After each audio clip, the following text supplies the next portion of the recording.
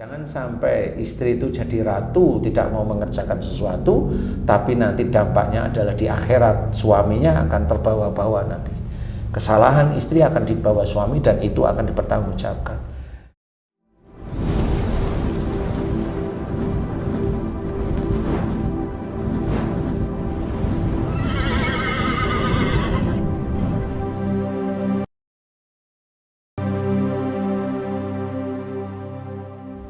Bismillahirrahmanirrahim. Assalamualaikum warahmatullahi wabarakatuh. Waalaikumsalam warahmatullahi wabarakatuh. Para pemirsa dan sahabat beriman dimanapun berada, kita jumpa lagi di Ustadz Danu Official Channel. Apa kabar semua? Semoga kita selalu dalam lindungan Allah Subhanahu wa Ta'ala. Amin. Kami sudah bersama dengan guru kita di sini, Pak Ustadz Danu. Assalamualaikum Pak Ustadz. Assalamualaikum warahmatullahi wabarakatuh. Waalaikumsalam Pak Tun. Wah, kita selalu berduet nih ya. Karena banyak bersama. Sama-sama pensiun. Sama-sama pensiun. Pak Ustadz nih, kita langsung aja nih Pak Ustadz. Apa mau curhat? Ini kan kita ini kan sudah pensiunan nih ceritanya nih Pak Ustadz. Terus kata Bang J, istri juga nggak ada pemasukan gitu ya. Istri di rumah diem aja gitu Pak. Mohon pencerahan nih untuk Pak Ustadz, bagaimana sebenarnya kita harus menyikapi ya di masa-masa kami ini, masa-masa tua atau masa-masa pensiun? Masa-masa pensiun yang jelas. Supaya di rumah itu juga semua pada legowo gitu. Mohon pencerahannya nih Pak Ustadz. Ini seolah-olah kalau di rumah pada legowo, kitanya ini minta dibebasin dari tekanan sebenarnya. Nah, ini sudah mulai. Ya, bismillahirrahmanirrahim. Assalamualaikum warahmatullahi wabarakatuh. Waalaikumsalam warahmatullahi Amin ya rabbal wabarakatuh. alamin. Alhamdulillah. Iya, memang sebenarnya persoalan seperti pensiun atau dibebaskan dari tekanan itu kan sebenarnya bisa aja dimulai masa-masa yang dulu juga ya, sebelum pensiun itu bagaimana kita mengelola keluarga kita. Iya. Nah, kadang-kadang dan banyak kadang, bukan kadang-kadang ya, banyak kadang itu yang saya amati, saya ngikutin ngamati juga nih. Jadi banyak para pejabat itu dengan istrinya itu takut. Rata-rata ya saya amati. Tapi ada juga pejabat yang dengan istrinya nggak takut sama sekali. Nah, kenapa itu bisa Ya terjadi? Ada dua gitu, ada dua dilema itu. Yang satu yang takut itu memang betul. Kenapa dia takut? Karena pernah melakukan suatu kesalahan ketahuan. Betul. Nggak cuma sekali dua kali, sehingga akhirnya dia milih bungkam saja. Apalagi kalau pejabat instansi tertentu itu kan pisah sama istri itu kan, kalau si laki-laki pisah sama istri kan sulit untuk meminta izin di atasannya, itu kan sulit ya. Di pemerintahan itu kan sulit, apalagi yang salah itu yang pejabatnya, laki-lakinya Mas. Wah, itu sulit beneran. Apalagi yang istrinya tahu kelakuannya, jadi gimana dia mau pisah nggak berani karena yang salah dia, akhirnya dia milih diem. Nah, ini bagi bapak-bapak pejabat yang takut dengan istri karena ketahuan. Diam depan istrinya aja gitu. Diem di depan istrinya, ya pas ada istrinya dia diem. Walaupun kumisnya tebel tapi diem dia. Yang kedua adalah suaminya yang keras sehingga istrinya tertekan. Nah, kalau istrinya tertekan terus-menerus keras itu sejak dulu, sejak menikahnya, itu yang bisa menjadikan istrinya itu terkena kanker biasanya. Kanker. Biasanya rata-rata kanker payudara. Ya. Tertekan karena menyimpan marah gitu ya Pak. Iya, karena suaminya dikasih masukan susah malah marah dia sendiri, si istri sendiri takut sama suaminya, tapi dia tidak bisa mengendalikan marahnya. Nah, itu yang nanti insya Allah bisa menjadi kanker payudara itu khususnya ya, kanker payudara. Tapi kalau yang cerewet atau diem aja kelihatannya anteng begini kanker rahim, wah ya itu dia marahnya benar-benar kuat juga disimpan. Kalau kanker payudara itu marahnya udah mau dilepas, tapi nggak berani. Tapi kalau yang diem gini, kankernya di rahim biasanya. Jadi kelihatan nggak marah, tapi dia mendem. Nah, itu kanker rahim biasanya seperti itu, atau tumor rahim.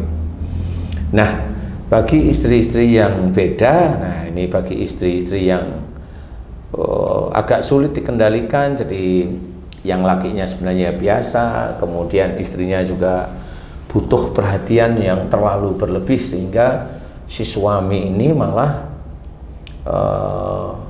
seperti kayak kacungnya si istri. Kayak kacungnya si istri.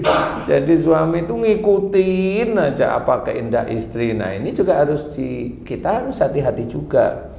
Karena pada saat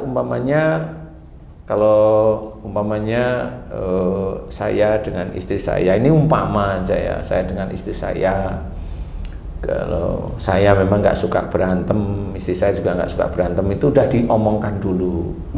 Nanti kalau saya itu omongannya keras, padahal kamu nggak salah, nggak usah takut. Umpama, karena biasanya saya ngajak bercanda kamu. Nah, nanti kalau kamu salah, kalau kamu ngomong kira-kira menurutmu salah, lihat ke saya. Lihat ke saya itu maksudnya nanti saya akan koreksi omongan. Nanti kalau saya menggelengkan kepala seperti ini, jangan lanjut seperti itu. Dan itu kan sudah sejak dulu seperti itu. Jadi atas izin Allah, istri itu ngikutin. Seperti itu, ngikutin. Jadi kalau lagi nggak ini, saya gini ya cukup. Dan itu tidak sering sih, hanya insidental, dan itu nggak tiap bulan, enggak, malah kadang-kadang 1 tahun baru muncul, atau kadang-kadang juga nggak muncul sama sekali, atas izin Allah semuanya ya. Nah, yang kita mau ceritakan ini kan istri yang selalu merasa dirinya itu minta diladenin sama suaminya. Betul. Jadi kondisi kalau dulu itu sebelum pensiun kan ada uang nih. Kalau pensiun, kamu pensiun dapatnya berapa? Ya, uang dikit lah dapat. Uang dikit lah. Ada santunan pensiun. Pensiun. Uang, saya lihat kamu tuh bilang uang dikit itu, mukamu itu nggak enak sebenarnya. Muka ngomongnya gini, Ci. Ya uang dikit lah. Jadi kesel sebenarnya. Tapi nggak boleh kesel juga. Ya tetap disyukurin walaupun dikit. Nah, di sisi ini kan kadang-kadang istri itu nggak siap seperti itu. Nah, di sini malah bisa muncul masalah-masalah baru. Kalau Haji C ada dapat uang pensiun nggak? Nggak langsung dapat bonus pesangon ya, gitu. Pesangon. Ya. Berapa pesangonnya dulu? Ya cukuplah buat acara nikahan anak. Saat pandemi tapi ini. Pandemi. Kalau umpamanya itu tidak ada pandemi, wah. Betul. Ya, itu tetap disyukuri. Nah, yang harus kita perbaiki adalah bagaimana kita dengan istri kita yang sebenarnya kita sebagai imam itu disuruh menjaga diri kita dan keluarga kita dari api neraka. Itu kuncinya seperti itu. Nah, inilah yang harus kita kerjakan setiap hari. Nah, kalau umpamanya seorang imam itu selalu nurut kepada istrinya, itu tidak boleh juga. Karena kalau nurutin ego, nurutin nafsunya istrinya, berarti imam ini mengiyakan. Padahal nafsunya istri itu harus direm. Kemudian istri itu punya tanggung jawab. Tanggung jawab yang harus dikerjakan, yang harus diselesaikan.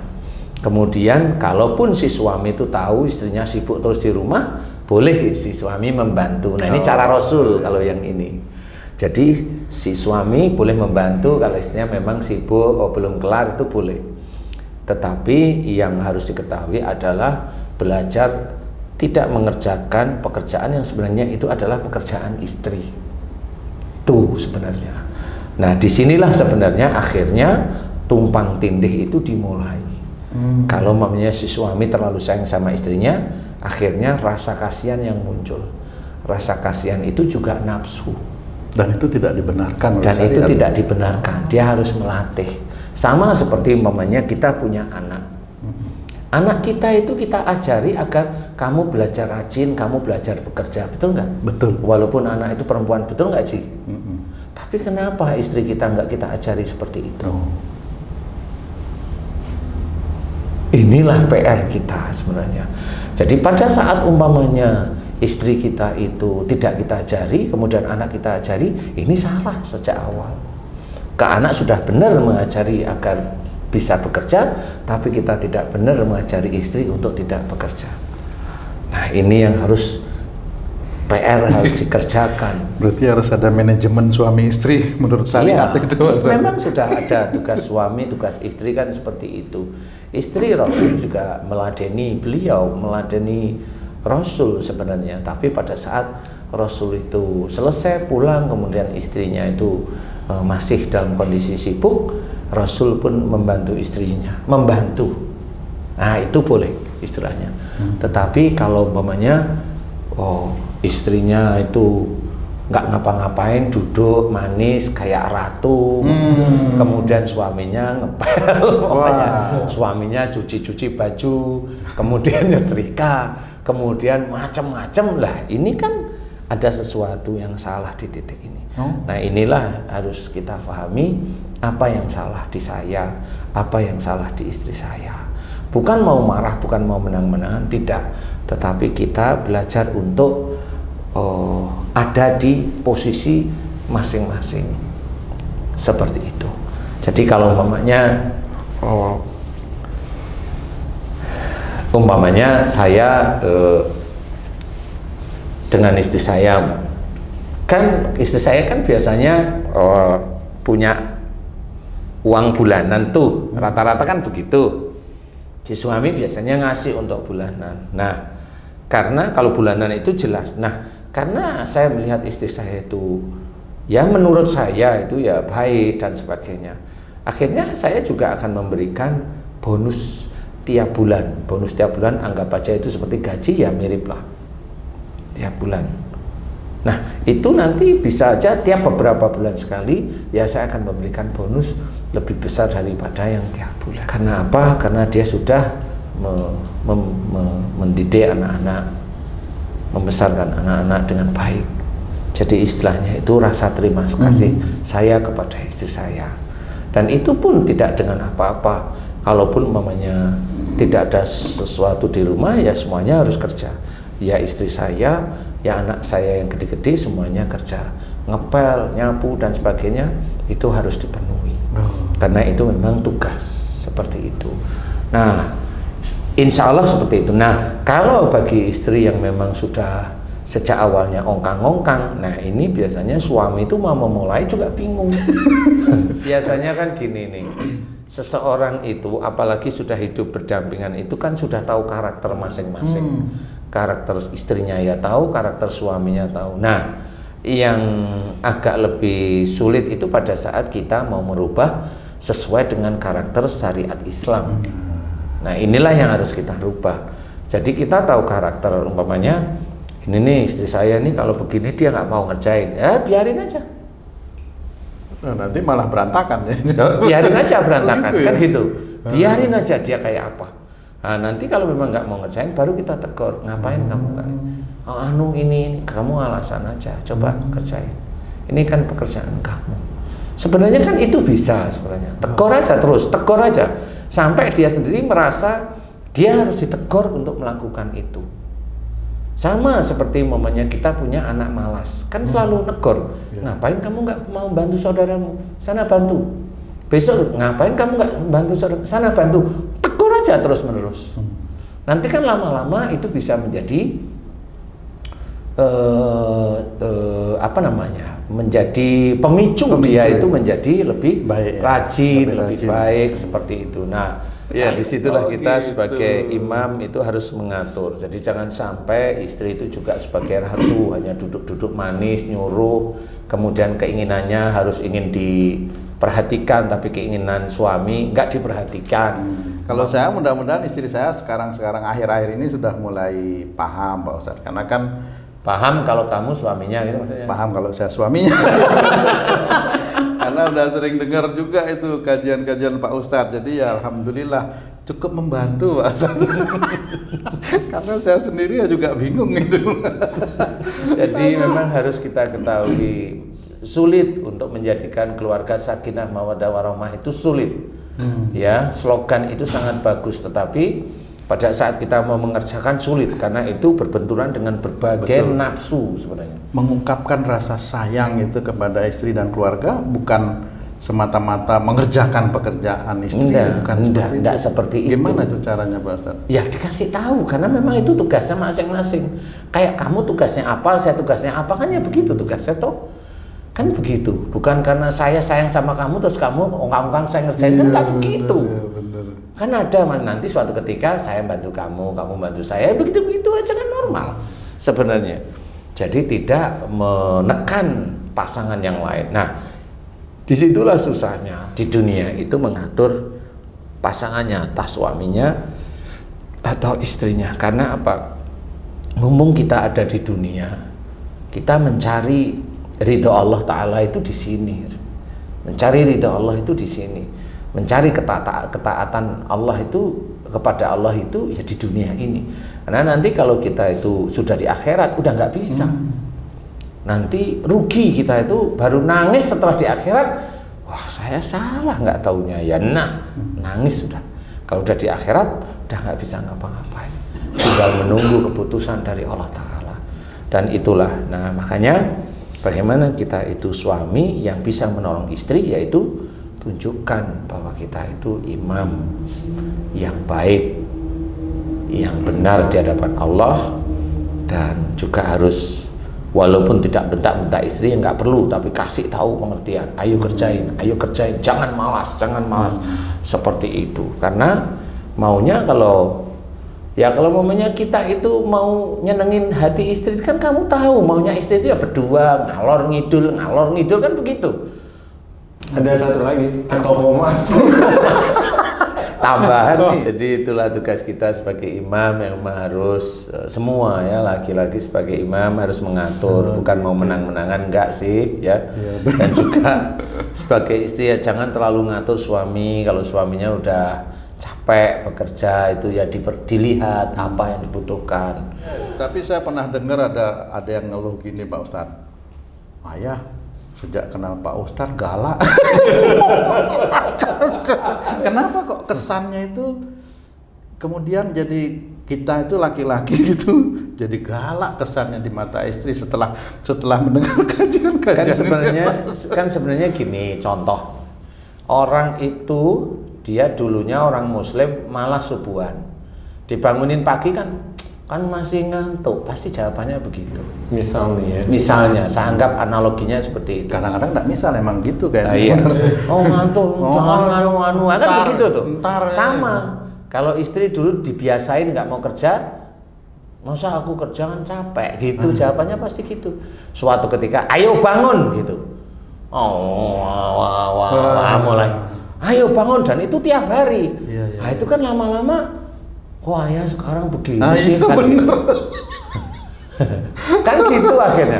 Ya sama sebenarnya itu analoginya adalah mengajarkan kepada istri itu sesuatu yang baik dan benar di hadapan Allah. Tetapi karena istrinya itu kebiasaan itu adalah kebiasaan setan yang hanya cuma diem, duduk-duduk manis, menyuruh, nyenengin hatinya, nafsunya. Pada saat dia itu dimulai ditegasin, mulai dia ngomong. Dan itu kalimat itu kenapa dibilang semakin galak? Sebenarnya enggak, itu tegas. Itu tegas sebenarnya, dan itu boleh. Di dalam Islam itu boleh tegas, kan nggak marah kita. Apa kumat jantungnya itu gara-gara itu? Enggak itu ya. Kalau kumat jantungnya enggak harus seperti itu. Kalau kumat jantungnya itu egonya dia itu yang jarang sekali terpenuhi. Dan itu bertabrakan terus. Ego yang jarang terpenuhi. Iya, itu kan bertabrakan terus sehingga jantung itu enggak beres terus-menerus. Makanya jantung, ego dan marah itu jadi satu. Memang kelihatan tidak marah, tapi kalau tidak terpenuhi diem, tapi sebenarnya dia marah, tapi diem seperti itu. Nah, Kalau itu dilakukan terus-menerus, ya istilahnya woman in debt. Tapi woman in debt juga. Ya nggak apa-apa. Jadi intinya tegas itu boleh. Jadi boleh kalau sekali waktu kayak mamanya. Kalau yang biasa istri saya tuh, mau, saya langsung bilang, serak, jalan. Istri saya langsung paham gitu. Nah, itu pada di mana kira-kira kalau Di rumah, kalau ada saya di rumah kan gitu. Iya. Si Dek, saya lihat apa sih maksudnya ini? Oh nggak tahu. Saya langsung jalan. Istri saya langsung bangun, jalan dia. Oh gitu. Maksudnya saya jalan itu kasih tahu, dia nggak tahu gitu. Apa yang dia omongkan kan saya dengerin. Nah, inilah proses saya sebagai imam itu harus mendidik ya, entah itu anak, entah istri. Kalau anak saya yang kembar berantem, ya saya dengerin dulu, ini berantem kenapa ini? Nggak tahu saya. Iya, benar. Oh ini yang nangis itu saya peluk dulu yang nangis, saya gede-gedein hatinya. Tapi nanti ngapain ini.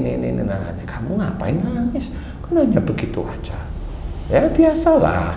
Segini udah mulai dia anteng, paling 1 menit nggak ada itu anteng lah. Kemudian nggak boleh begitu. Ya itu kan saudara kamu kembar, nggak boleh seperti itu. Nah, nanti yang bikin masalah saya kasih tahu juga. Ini kan saudara kamu yang nggak boleh seperti itu. Ya, sana minta maaf. Gitu. Tapi anak-anaknya Pak Ustadz, keluarganya Pak Ustadz itu sudah anteng-anteng semua itu. Kadang-kadang saya juga kalau ngeliat tuh, aku ya pengen di situ juga.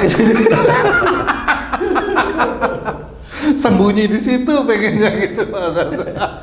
Ya kan itu juga harus belajar semuanya, kan harus belajar kan gitu. Seperti halnya mamanya saya itu nyusun baju nggak bisa mamanya, kan memang saya ya bisa dulu ya, tapi sekarang kan udah nyusun baju itu harus ada waktu khusus. Dan menurut saya waktu itu membuang waktu saya sebenarnya. Jadi ya tolong susunin deh, hanya gitu aja. Nah istri saya paham karena itu tugas dia, ya disusunin. Nggak ada siapa-siapa ya dia nyuci. Kalau mamanya ini dia nggak ini baju tertentu atau kaos tertentu itu harus dicuci tangan. Nah, kadang dia sendiri yang nyuci, kan masalah. Tolong cuciin ya. Iya mas, dicuci sendiri. Seperti itu. Jadi baju atau kaos tertentu itu memang harus dicuci sendiri pakai tangan, nggak pakai mesin. Nah itu dia mau. Kenapa? Karena memang kita saling bantu di dalam rumah tangga. Jadi bukan saling saya harus menekan, kamu harus ini, kamu harus ini. Enggak sih, enggak boleh yang seperti ini. Kemudian kalau istri saya ada kesulitan ngobrol, ya saya harus terima. Ini dia diterima yang baik. Nah itulah hubungan suami istri itu menjadi coba baik. Jadi jangan sampai suami imam itu menekan istrinya, enggak boleh. Enggak boleh. Mau menang-menangan sendiri, enggak boleh. Mau begini, oh enggak boleh. Tapi kerjasama lillahi ta'ala itu boleh, apa aja, saling isi, saling ini, ada masalah. Sekali waktu kalau saya di rumah maunya, duduk sini yuk, nemenin dia duduk sebelah, gitu kan boleh, nggak ada masalah. Ngopi-ngopi di teras, di belakang itu kan enak, itu sambil ngobrol lah apa di rumah apa sebelum pada waktu saya kerja. Itu kan dia akan cerita ini. Nanti kalau istri itu biasanya nomor 1, aku kemarin bayar ini sekolah si ini pakai uang ini ya gitu. Pengeluaran dulu yang dibahas. Terus langsung saya megang HP, langsung plek, saya serahin ke istri saya gitu. Wah, nah, gitu. HP saya pegang serahin gitu, langsung dia tahu langsung. Saya pingin duduk di sebelah itu tuh.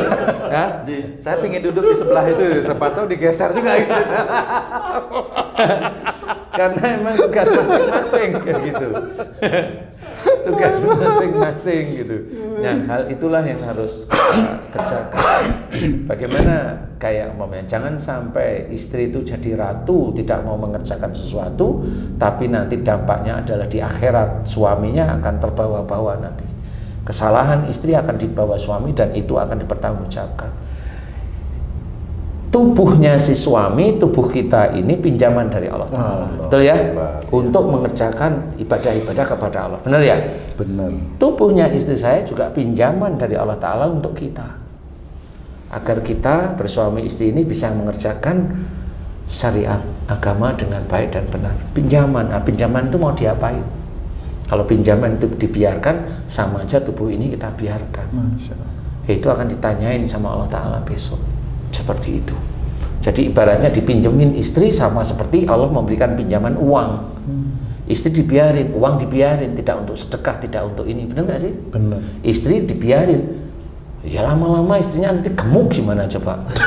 Olahraga nggak mau ya kan gemuk nanti lama-lama, cuma makan, ngeluyur, gemuk, kan gitu ya, janganlah ya. Jangan biarkan rasanya. Di sini sama. Jadi uang itu pinjaman dari Allah, tubuh kita itu pinjaman dari Allah Ta'ala. Dan itu akan dipertanggungjawabkan nanti di akhirat. Uang yang kita pergunakan akan kita pertanggungjawabkan. Istri yang dipinjamkan Allah karena kita itu menikahi istri juga akan dipertanggungjawabkan kita di hadapan Allah Ta'ala besok.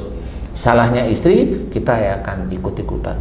Kalau salahnya uang kita mencari dengan korupsi, ya kita akan kena. Sama seperti itu. Jadi itu yang harus kita belajar sebagai suami. Jadi imam, jadilah imam yang baik, jangan merugikan diri sendiri. Kita sebagai imam, istrinya malas, ayo diajarkan rajin. Malas, ayo diajarkan rajin. Bagaimanapun caranya mau berantem, yang penting kita pura-pura berantem. Kan pura-pura berantem, bukan mau berantem. Karena apa? Biar dia itu takut sama kita, biar rajin. Kan sama kan? Kadang-kadang mau pura-pura tapi kelolosan jadi serius. Nah, itu kan kamu tuh. Itulah makanya itu. Ya pura-pura ya. Tapi mengenai pinjaman tadi itu, pinjaman dari Allah. Berarti sewaktu-waktu Allah bisa ambil pinjaman itu juga. Lah iya. Allah. Kalau tubuh kita ya kita meninggal ya diambil, atau bukan meninggal, diambil oleh Allah Ta'ala. Dulunya bisa jalan nggak bisa jalan. Yang dulunya bisa napas TBC, kanker paru. Yang dulunya tubuhnya indah grogoti kanker payudara, kan gitu. Seperti itu diambil sebagian oleh Allah Ta'ala. Karena apa? Karena dia tidak bisa merawat. Seperti itu. Sama kalau istri itu ya enak ya mending kalau diambil langsung taksek gitu. Kalau nyusahin juga. Nah kalau nyusahin juga, wah kamu itu sehat nyusahin, apalagi sakit, nah kan gitu. Ya insya Allah mudah-mudahan ini bisa menjadikan manfaat bagi saudara kita yang lain ya, tentang curhatan para suami kok istrinya itu rata-rata jadi ratu. Boleh dijadikan ratu atas izin suami, tapi jangan jadi ratu menang-menang sendiri, kan beda nih. Sama-sama jadi ratu, jangan menang-menangan sendiri, tidak boleh. Karena akan geret suaminya nanti masuk neraka. Tapi kalau istrinya baik, suaminya boleh menjadikan dia ratu. Maksudnya dihormati, dihargai, disayang, dikasihi. Seperti itu, monggo silahkan kalau suaminya baik. Bukan berarti ngasih istri dikasih harta, dikasih ini gara-gara suaminya ketahuan. Kan gitu. Kadang ketahuan, jadi dikasih aja biar gak marah kan gitu. Gak lapor pada atasannya suami. Wallahu a'lam. Aduh, Masya Allah. Alhamdulillah. Terima kasih banyak nih Pak Ustadz nasihatnya nih, mudah-mudahan banyak manfaat buat saya nih khususnya dan keluarga saya, dan juga kayaknya buat Bang J nih. Banyak banget. Ya, Insya Allah ya. Belum banyak sih. Walau. Sahabat beriman dimanapun berada, alhamdulillah ini satu momen yang sangat berharga sekali buat kita semuanya, khususnya buat saya dan keluarga saya. Mudah-mudahan kita bisa memahami dan menjalankan apa-apa yang telah disampaikan oleh guru kita, supaya kita bisa juga menjalankan syariat, bagaimana menjaga diri kita dan keluarga kita dari api neraka. Yuk kita mulai dari kita sebagai suami nih, khususnya saya nih. Terima kasih atas perhatiannya sahabat beriman dan para pemirsa dimanapun berada. Apabila ada perkataan kami yang kurang berkenan, kami mohon maaf. Wassalamualaikum warahmatullahi wabarakatuh. Waalaikumsalam warahmatullahi wabarakatuh. Alhamdulillah.